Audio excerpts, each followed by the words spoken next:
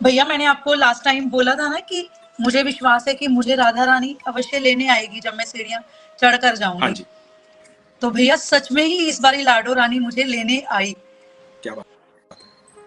जब मैं बरसाना की सीढ़ियां चढ़ रही थी तो मैंने नीचे ही बोला कि मेरी इतनी क्षमता नहीं है कि मैं सीढ़ियां चढ़ पाऊंगी, पर भैया मैं लाडो रानी आजा, लाडो रानी आजा, मुझे ले जा बोलती गई।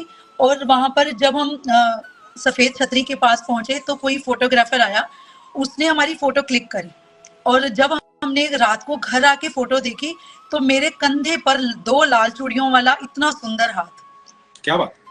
और वो किसी इंसान का हाथ नहीं है भैया। आप मुझे वो फोटो भेजिएगा हाँ जरूर। जी, मैंने निधि दीदी को भेजी फोटो। वो निधि दीदी भी यही बोले कि ममता जी ये तो लाडो रानी का ही हाथ है। क्या बात है। भैया मेरा विश्वास जीत गया।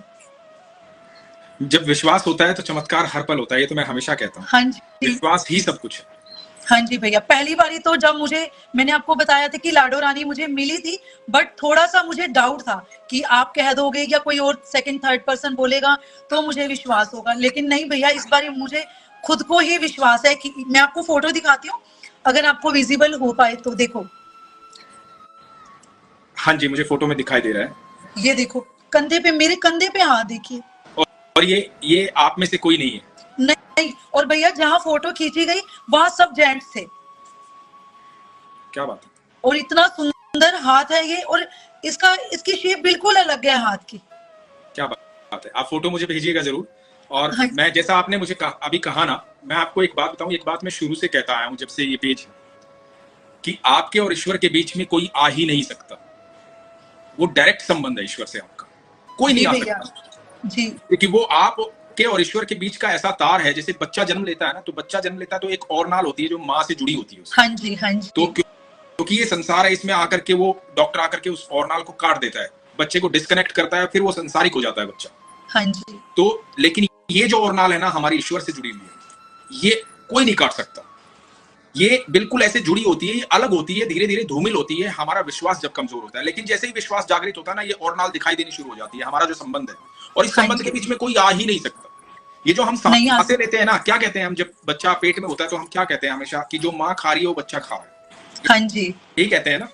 तो जब भगवान सांस ले रहे होते हैं, उस वजह से हम सांस ले रहे होते हैं, क्योंकि वो और नाल जुड़ी हुई है। जैसे माँ और बेटे का संबंध, माँ और बच्चे का संबंध होता है ना, जो बच्चा गर्भ में होता है, तो उसका जो संबंध कितना गहरा होता है कि माँ सांस ले रही है तो बच्चा सांस ले रहा है, माँ खा रही है तो बच्चा खा रहा है। अब 9 महीने वो गर्भ में है, हम पूरी जिंदगी गर्भ में होते हैं, हम उससे इतने कनेक्टेड हैं। लेकिन हमारा विश्वास जहां कमजोर होता है ना, वहां वो धूमिल हो जाता है। ऐसा नहीं कि संबंध टूट जाता है, संबंध कभी नहीं टूटता, वो टूटेगा भी नहीं कभी। क्योंकि आपके जीवन में वो सारे कार्य होंगे जो जीवन में होने, आप भगवान का नाम लो या मत लो, उससे कोई फर्क नहीं पड़ना। लेकिन फर्क क्या पड़ना है, वो ये है कि जब आप ईश्वर के और अपने संबंध को याद करते हैं ना, और वो विश्वास गहरा करते हैं, तो उस विश्वास गहरा करने से जो आपके जीवन में हो रहा है ना, वो कई गुना बेहतर हो जाता है। फिर जहां संकट आपका आना होता है ना, कि एक सुरक्षा कवच चारों तरफ आ जाता है, तो वो विश्वास है ना, मतलब आप नहीं भी नाम लोगे, नहीं भी पूजा करोगे, तो जीवन तो चलता रहेगा। लेकिन जैसे ही नाम लेना शुरू करोगे, जैसे ही विश्वास प्रगाढ़ होगा, जीवन में उस तरह की चीजें होंगी जिसकी कल्पना कभी आपने नहीं की होगी। मतलब आपको 10 रुपए मिलने होंगे तो वहां आपको 1000 रुपए मिलेंगे। जहां आपको संकट आएगा, आपकी सुरक्षा इतनी होगी तो बढ़कर इतनी हो जाएगी, क्योंकि फिर ईश्वर है ना, आपका संबंध आप जान गए, ईश्वर और आपके बीच का वो संबंध आपके जीवन में ऐसे चमत्कार करेगा, आपकी ऊर्जा इतनी बढ़ जाएगी, आपसे लोग मिलेंगे तो लोग ठीक होने शुरू हो जाएंगे, क्योंकि लोगों की ऊर्जा बढ़नी शुरू हो जाएगी, क्योंकि आपके भीतर वो ऊर्जा काम कर रही है जो डायरेक्ट ईश्वर ने आपको दी। बिल्कुल सही बात है भैया। भैया और मैं आपको अपना एक एक्सपीरियंस और बताती हूँ कि लास्ट ईयर हम बर्थडे बनाने गए थे अपने बेटे का, 17 अक्टूबर को, छोटे वाले बेटे का। तो भैया हम जब शाम को बिहारी जी के मंदिर गए, तो भैया हमने सोचा था पहले कि हम अपने बेटे का बर्थडे वहाँ मतलब गोस्वामी जी के थ्रू सेलिब्रेट कराएंगे, बट वो काफी ज्यादा एक्सपेंसिव था तो हमने नहीं करवाया वो। पर भैया वहाँ बिहारी जी का प्लान शायद कुछ और ही था, क्योंकि बिहारी जी मेरे भाई हैं और मेरे बच्चे उनको मामा जी बुलाते हैं। तो भैया वहां पर जो बिहारी जी का प्रांगण था, पूरी तरह से जैसे बच्चे का बर्थडे के लिए डेकोरेशन होती है, बिल्कुल वैसी डेकोरेशन, टेडी बियर्स, छोटा भीम, सब कुछ लगे हुए छोटे छोटे ऊपर। और भैया जितने भी अंदर से गोस्वामी आ रहे, हर गोस्वामी के हाथ में बास्केट, कभी टॉफियां, कभी बनाना, कभी एप्पल, कभी बिस्किट, इतना इतना कुछ उन्होंने करा, इतना कुछ, यूं लगा कि जैसे मेरे बेटे के बर्थडे के लिए ही आ रहे हैं। और मेरा बेटा बोला, मामा मेरा बर्थडे तो बड़े ही धूमधाम से मनाया तुमने। और फिर इतने में भैया राजभोग का टाइम हो गया, हम ऊपर दर्शन के लिए चले गए। और मेरा बेटा ऊपर से जब नीचे उतर रहे थे तो बोला, मामा सब कुछ तो तुमने बांट दिया, मुझे तो कुछ भी नहीं मिला, मेरा बर्थडे है, मेरे हाथ में तो कुछ भी नहीं आया, तुमने टॉयज, एप्पल्स, टॉफीज सब कुछ बांटा, लेकिन मेरे हाथ में तो कुछ भी नहीं आया। और भैया हम जैसे ही नीचे आए, राजभोग के बाद पट खुले, तो गोस्वामी जी ने जो पहली टोकरी उठाकर लाए और जो उन्होंने यूं करके बिस्किट फेंके, और पहला बिस्किट और टॉफियां सीधा मेरे बेटे के हाथ में, जबकि हम बिल्कुल पीछे खड़े हुए थे। क्या बात। और इस तरह से बिहारी जी ने मेरे बेटे का, मतलब मेरे बेटे का नहीं, अपने भांजे का जन्मदिन मनाया उन्होंने। बहुत सुंदर, बहुत सुंदर। कहाँ से हैं ममता जी आप? मैं भिवानी से हूँ, हरियाणा से। हरियाणा से जी। और भैया फिर मेरे बेटे का जो गोस्वामी जी थे, हम उनको पास ले गए माथा टिकवाने के लिए, तो उन्होंने बिहारी जी का 56 भोग दिया हमें, और 56 भोग के अंदर बिहारी जी की कृपा से इतनी छोटी सी बर्फी का पीस था, लेकिन वो यूं लगे जैसे केक की लेयर्स होती है ना, बिल्कुल वैसे ही बर्फी का पीस। मेरा बेटा बोला, मामा क्या बात, मेरा बर्थडे तो बड़े अच्छे से मना दिया, तूने केक भी कटवा दिया मेरा। जब हमारे यहाँ कोई हम निमंत्रण देते हैं ना किसी को, जब हमारे यहाँ शादी होती है, विवाह होता है, जन्मदिन होता है, या कुछ भी इस तरह का फंक्शन होता है, तो हम जिस दिन वो फंक्शन होता है उससे कुछ दिन पहले एक लिस्ट बनाते हैं कि किस किस को बुलाना है हमें उस प्रोग्राम में, है ना? तो उसके बाद हम उनको निमंत्रण देते हैं कि हमारे यहाँ प्रोग्राम है, आप आइएगा। तो अब वो कौन आया कौन नहीं आया वो तो बाद की बात है, लेकिन हमें सबका पता होता है कि हमने निमंत्रण किसको भेजा है। बिल्कुल सही बात है भैया, है ना?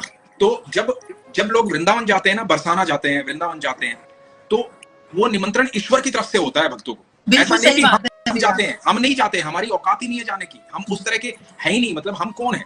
लेकिन वो क्योंकि वो उसका घर है, उसकी जगह, वो उसकी ऊर्जा, तो वो जब बुलाते हैं ना किसी को, वो भी निमंत्रण भेजते, तो उनको सबका पता होता है कौन आया है, किस तरह से आया है, और क्या भाव लेकर आया है, मन में उसके क्या चल रहा है, उनको सब पता होता है। तो बिल्कुल सही बात है। तो सबकी इच्छाएं, आप सोचो कि वो ऐसे बंसी बजा रहे हैं, मुस्कुरा रहे हैं, देख रहे हैं सबको, और सब मन में ही प्रार्थना कर रहे हैं। लाखों लोग आते हैं, दिन में लाखों लोग आकर के, कभी एक बार सोच कर देखें लाखों लोगों के मनों में क्या क्या चल रहा है। बिल्कुल सही बात है। सबकी इच्छाएं पूरी करते हैं वो, उन सबके मन के भाव को वो सुनते हैं, सबके मन के भाव को पूरा करते हैं, चाहे भीड़ कितनी हो, कुछ भी हो, क्योंकि ठाकुर जी जानते हैं कि कौन कौन आया है यहाँ पे और क्या सोच के आया है। तो भैया मेरे भाई को सब पता है कि उससे कौन किस भाव से मिलने आया है। बिल्कुल। मैंने जब पहली बार उनको देखा था, तभी यूं लगे कि जैसे मेरा छोटा भाई है।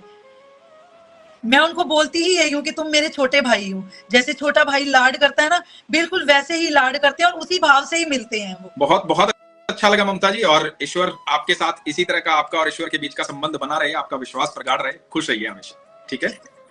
हरे कृष्ण भैया, राधे राधे। राधे राधे।